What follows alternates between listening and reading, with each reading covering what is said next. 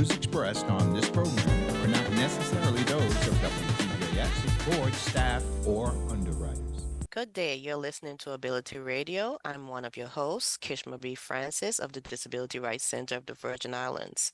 And we are joined today with actually Rebecca Russell. And she is no stranger to the Virgin Islands. She has lived on St. Thomas, she has lived on St. Croix. And today we want to talk about parent advocacy. So before I read off Rebecca's long resume, which is very has a lot of experience, I am going to let her tell you about herself. Rebecca? Hi, good morning, everyone. Of course, my name is Rebecca Russell. I'm originally from St. Thomas, lived on St. Croix for over 20 something years. I do have a son with Down syndrome. My advocacy started in St. Croix because of my son with Down syndrome. He's 19, he was born in 2004.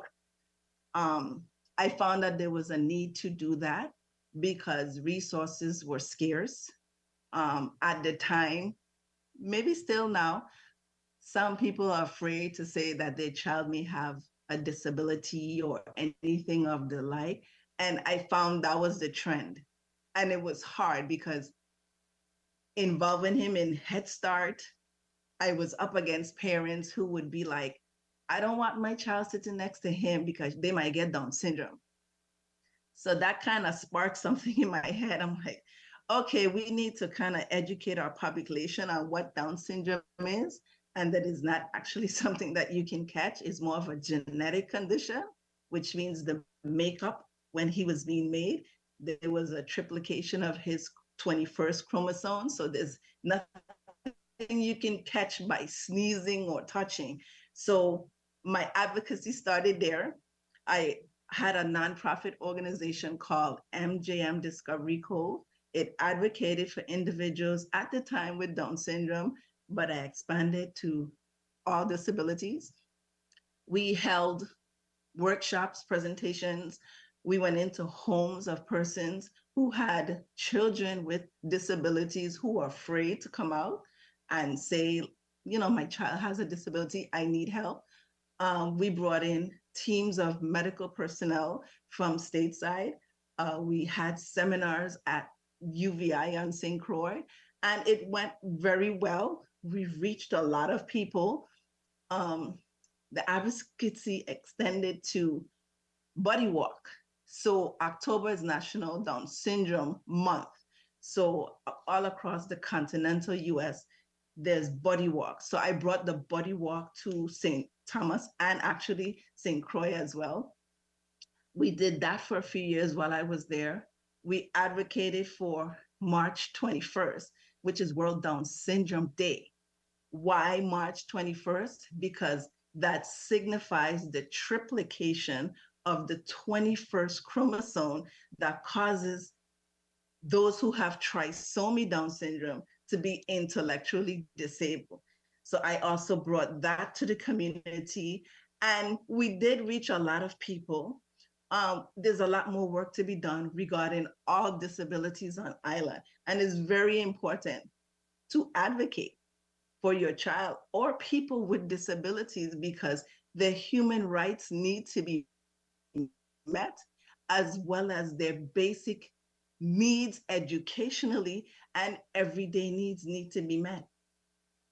So I have a question for you because, when getting to know you, I've learned more about the advocacy you've done on um, St. Croix. But how important is it for the parents to actually educate themselves on the diagnosis of their child? And if you could take us back to when your child was diagnosed, that feeling, etc., and the educational process. So going back to me, he was diagnosed after he was born at 4 months. So I had absolutely no clue about anything being quote unquote wrong with him. Again, diagnosed at 4 months. So I was at the stage of what am I going to do? Why me? And that question that you ask God, like, why do I have to go through this? I went through the depression stage. I went to the anger stage. I went through the I'm giving up my hand stage. All of the emotions you could think of, I went through it. But then at the end of the and just do what I had to do in order to make sure his quality of life will be at a standard that it would be beneficial for him. I needed to improve every aspect educationally. I had to advocate for him because I'm his number one cheerleader. I know him best, and I need to communicate to the schools, the therapists, who he is, what he does, what he's not able to do at home. I need your help so we can do this together, because at the end of the trail, we need to prepare him for further education, employment, independency, which will improve his quality of life.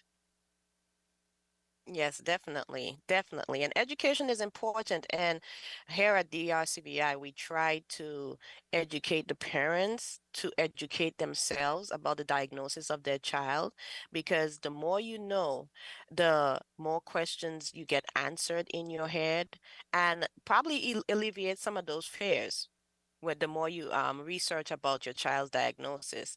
So I remember we talked recently, and you said that you went into people's homes to educate them. How was that process of just going into someone's home and telling them it's information that, we're always so apprehensive about hearing? So while I was doing the body walk and World Down Syndrome, there were people came up to me and said, "Listen, is a woman behind there that have a child so and so, so and so." Okay, so I knocked on the door. I'm like, "Hi, I'm Rebecca, whatever." I explained what I did. Melchiah was with me, and it was weird at first, but at the end of the day, the parent looked at me like, "You brought your child here to me. Your child looked like mine, or your child has deficiencies like mine. You have some sort of sincerity in what you're doing." So the level of trust kind of escalated, like, okay, let me open my door to you. Because you have to get across that threshold. You just can't get across, oh, this is what I do. You kind of have to prove to them this is what you do genuinely, and we can work together so we could come out, at the better end of the trail. So this is what happened, and a lot of people were without insurance. Mm. They couldn't get help. A lot of people without finance. A lot of people were not documented citizens in the VI. So that was a deterrent because they fear getting deported. So what I went through with Melchiah at his physical therapy, occupational, all the therapies, I brought to them. So whatever I was taught, I went to them. If he had therapy during the week, I scheduled on the weekend. I went to their homes to help them, to show them, and I brought Melchiah with me. So it wasn't just, I'm telling you something and it sounds good. No, this is what I do with him at home. I'm showing you all the paperwork, the brochures, the whatever the pamphlets. I made copies and I shared it with them. And they were very much appreciative of that. Wow. Wow, that's interesting. That's really interesting. When you talked about the body walk, I just want to go back to that. The first body walk, do you remember how many people showed up? So I held the body walk in Frederickstead. I would say it was more than 100 people, Wow. because our people, me, coming out to that, because we don't. Where then I took it to St. Thomas one year, and my alma mater, Nazareth High School, they came out and they greeted me. So it was welcome. I mean, everybody had the little snacks or whatever. So the point of the advocacy was to bring the concerns to the table and to the public, which we did that. We made a presence with that. And that presence, even at a time, included the then Governor DeYoung, because I brought to his table Rosa's Law. Rosa's Law was a law about a young girl, 9 years old with Down syndrome, and the state where she lived was Maryland. So the mentally retarded words were used in derogatory formats. So Rosa's Law started, of course, as a bill, which changed mentally retarded to intellectually disabled. I brought that to Governor DeYoung. I said, we need to make a change.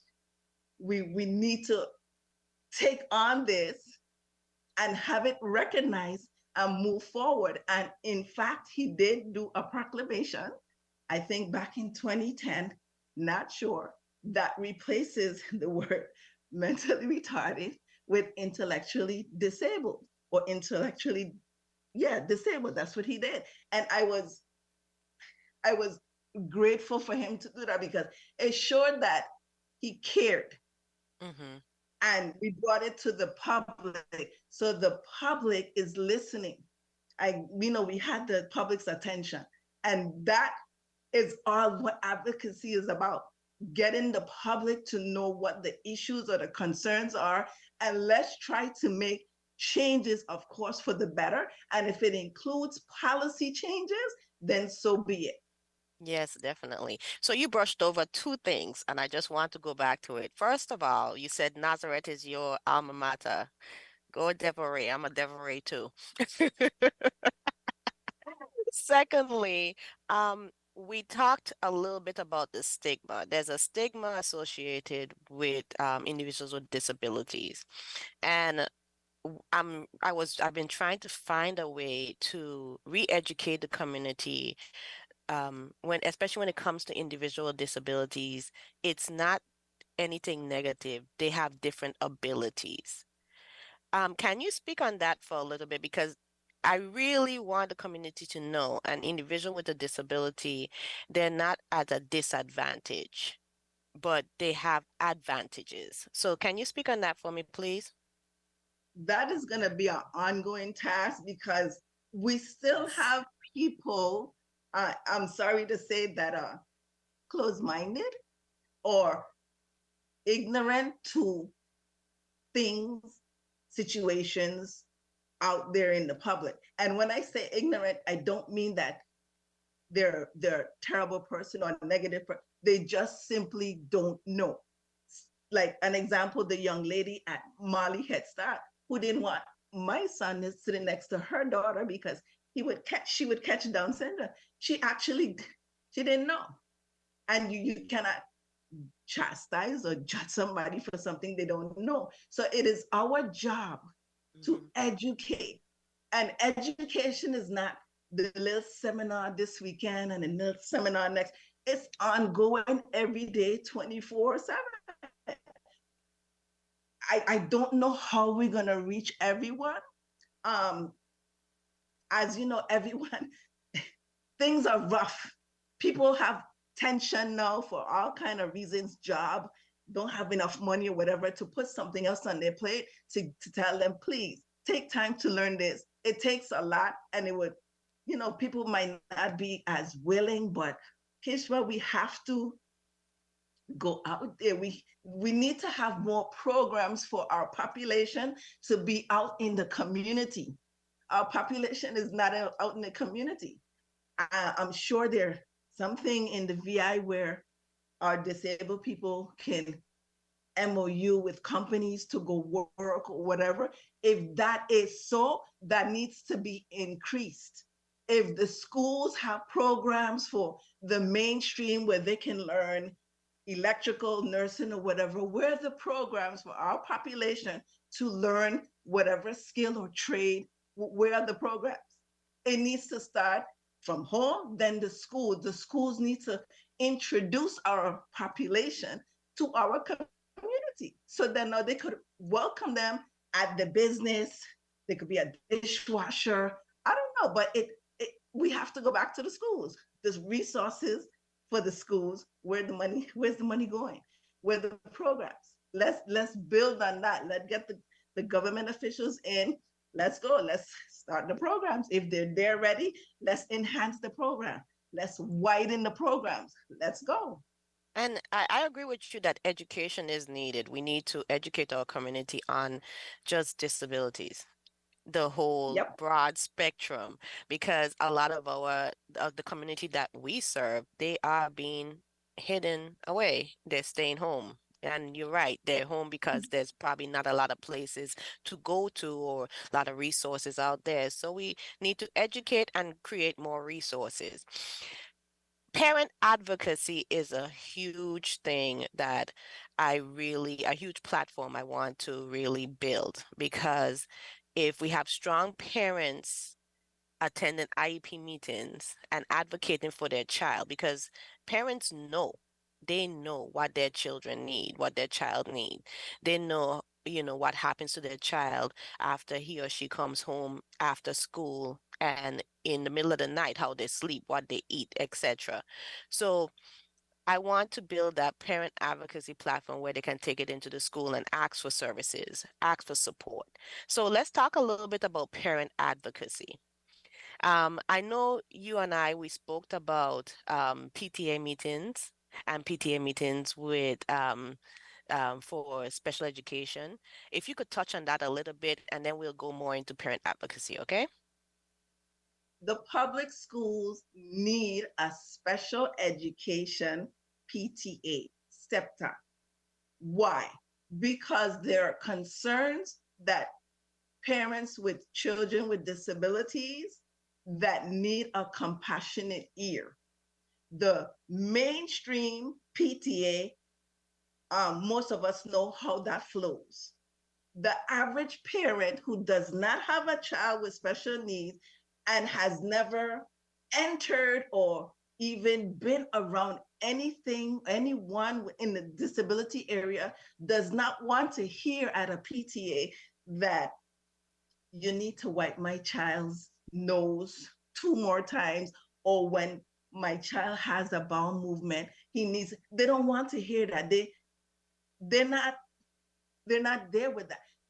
Mainstream PTA have its own concern. Special education, we have a lot of concerns that needs to be addressed that requires a passionate ear and the sensitivity. Hence, they need to be separate.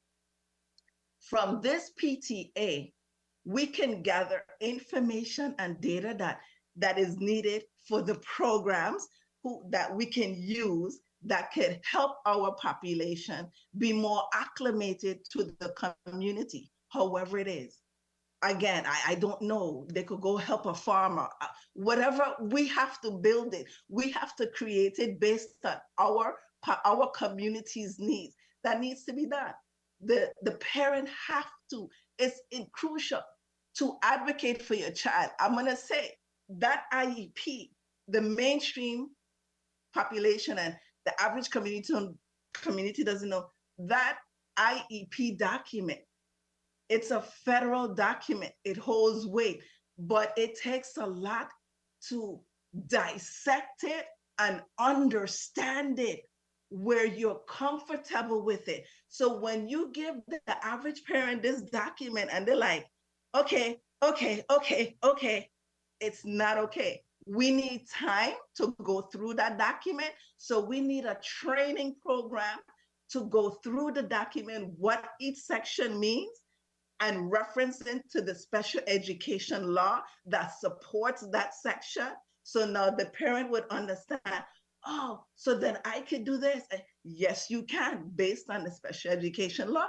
That correlates with Section A of the IEP. We have to go back to that because a lot of parents do not understand the IEP. And when I say understand, not that they can't read, but understand the terminologies that's being used in the IEP, that needs to be broken down into layman terms so it could have a more transparent transaction with goals and objectives with that IEP, the child, the family, and the school. It will build a better relationship. And not only the IEP, we need to also tell parents because I just want to put it out there. You're talking about IDEA, under the Individual Disabilities Education Act. There's a Part B, which focuses on students that are in school, just say from kindergarten all the way up to 12th grade. And there's a Part C that's 0 to 3 years old. So I just want to put that out there. So, our listening audience could know that in those laws, that law in IDEA, it not only sets out the guidelines for IEP meeting, it also sets out the parental rights. It sets out the student rights when they become eligible students too. So, but when you see all of these codes, all of these words, they're a lot. They are a It's lot for a overwhelming. parent. Yes, it is. And Yes, it is. they're overwhelming. And you don't know if to look at 300.311 or 300.312, but like agencies like what we have, we try to provide the information and try to break it down for them. But the IEP, it correlates with IDEA. And IDEA literally tells you what should be in the IEP if you read through IDEA. And as Rebecca stated, when it comes to IEP, it's very confusing to read. You're right. It's very confusing, and sometimes they switch the format up on you real quick, and you're like, okay, what am I looking for? But we try to do workshops where we break it down for the parents. This is why I think parents should try to tap into as much resources that are available. And if you don't know, reach out to someone. Don't assume and don't sign. Yeah. That's my don't Federal assume. document. That's a federal, they need to understand the weight that that document has. Don't assume and don't sign. If you have any questions, reach out to agencies like ourselves. And if you don't want to reach out to agencies like the Disability Rights Center of the Virgin Islands, reach out to someone like Rebecca. Reach out to a parent who has been through the IEP process, who has knowledge of the IEP process, and who has knowledge of an IEP. I know we're using the acronym, but just let me tell, it's the Individualized Educational Plan. And for the students who are in Head Start and 0 to 3, the Individualized Family Support Plan. So just wanted to put it out there. And also another thing I wanted to talk about briefly were the 504 plans. 504 plans, they're not under IDEA, but they're under the Office of Civil Rights. So students and parents need to be aware that, look, these are laws that protect individuals with disabilities. When it comes to IEPs and you going in and advocating with the parents, what do you think is the best advice that you could give a parent before they go into an IEP meeting? The best advice. Oh, that's a good one. The best advice. Remain calm. Don't get over emotional, because it's difficult when a parent goes into IEP meeting, because at times that parent is now slash the advocate, and the parent needs to step aside and let the parent advocate step out. So as a parent advocate, you can't have the parent emotions in with the parent, because you have dual roles. Remain calm, because when you become upset, nothing will get accomplished.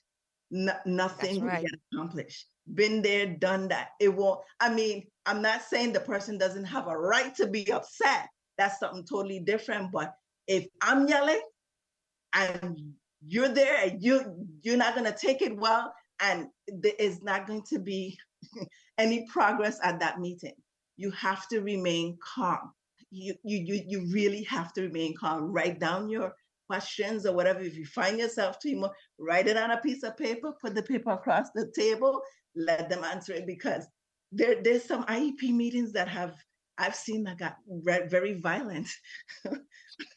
Yeah. Yeah, So I've seen remain some heated calm. ones. Yeah. If the parent feels they cannot do it, listen, stop. I need to stop the IEP meeting. We need to reschedule again. Let me come again another day, whether I come by myself or I come with an advocate. Stop the meeting right there and then, because it's only going to make matters worse, and you don't want that.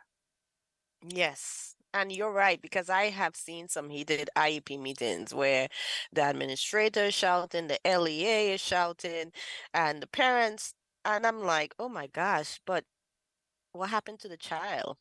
There you I go. thought we were here for the child.